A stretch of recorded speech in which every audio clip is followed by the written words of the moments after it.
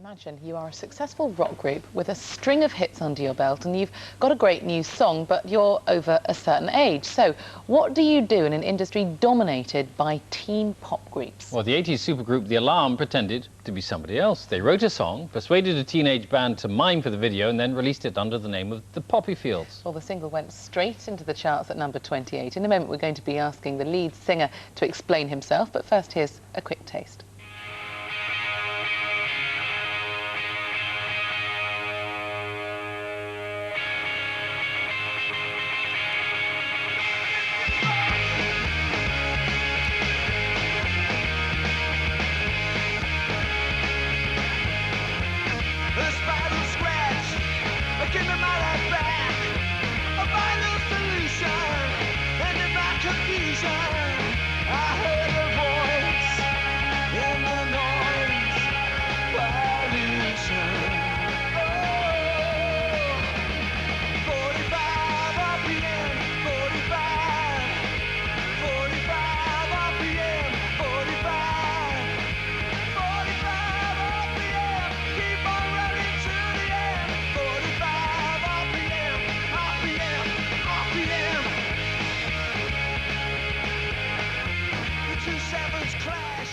Well, joining us is the lead singer from The Alarm, Mike Peters. So he said you're going to explain yourself, so go on. Well, yeah, I think in this point in time, we just felt we had nothing to lose. And there's this whole sort of notion that's gripped the music industry that new music has to be made exclusively by new bands. And we wanted to break that down, so we created a virtual band to front the single for us, and it fooled a lot of people. And we got airplay in lots of places that we never dreamt we'd get airplay, being due to the fact that we're in our 40s now.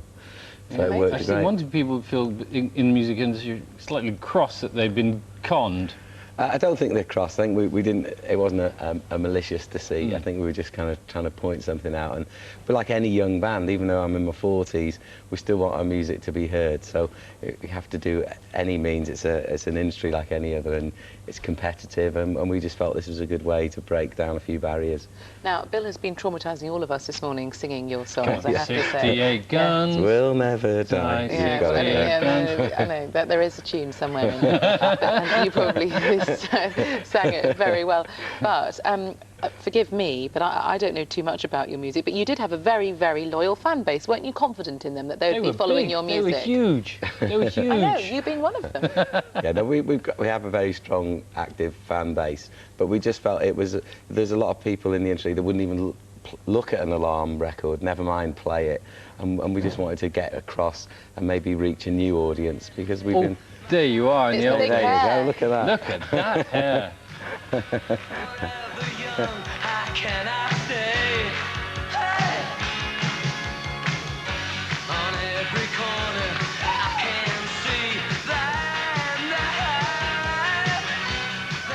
Is that the one that you've been singing? That's one of the ones I've been attempting to sing this morning, along with Come On Down and Make the Stand. Make the Stand. He's a proper fan, he knows all the good ones. The guitar riff in a minute, I'm not very careful. And what have you been doing since then?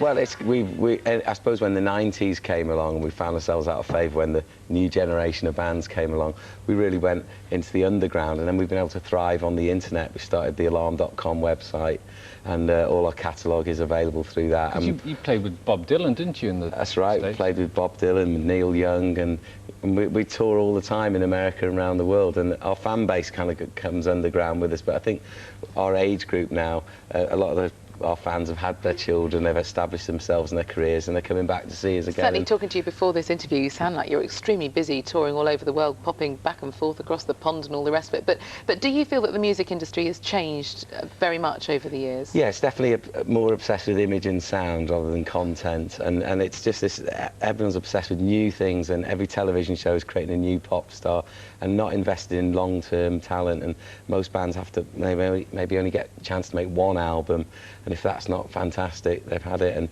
whereas when you look at a lot of the classic bands of all time, they're great albums made 4 or 5 albums down the line. You look at U2 or Led Zeppelin or any of those kind of bands, they That's why they have long careers. Jobless, you're in danger now at the age of 45 of sounding like one of those old timers. They don't make music like they used to. To be honest, Mike, looking at your hair in that video is probably just as well in certain circumstances. Exactly. But I think that's an assumption that the industry makes, that when you reach a certain age, you think, oh, they've passed it. But we still feel we're making I feel like we're making our best music we've ever made. It's your birthday today, isn't it? Yes, congratulations. Happy birthday to you. 45 RPM. Exactly. Thanks very much for coming and talking to us on your birthday. Most kids Careful, Bill will sing you happy birthday, and that really won't be very happy. Also, a lot of young viewers going, 45 what? What's the RPM? They don't know, yeah. Revolutions per minute, the vinyl record, the speed of vinyl. So just tell us, the kids that you did, well, the sort of young adults that you'd persuaded to mime for you when you released this new single, they must have thought this was the greatest love that they'd had forever. I think they've had a great time. But again, they're a band from Chester called the Way Riders, and they're doing well on the back of it as well. So it's worked for everybody. Just before we go, why were there 68 guns? We don't know, really. It just came out. Yeah, it was more a thing of 1968, and there was a youth movement then, and it was coming alive, and then bonding together with your friends, and you sort of united through clothes and haircuts and music, and it's that bonding that you get with unity. And there's a whole new revolution that you're leading the charge of again. Yes, indeed, yeah. The grey revolution this time, though. Stop it, hardly. Mike Peters, happy birthday to you. Thank you very much for coming and talking to us. Thanks for reminding me of all those great songs that I've been serenading her with this morning. Well done. It's been agony. If you're not careful, I'll give you some more. Please, stop. Please, please, please. Where is Dermot? 13 minutes past 9.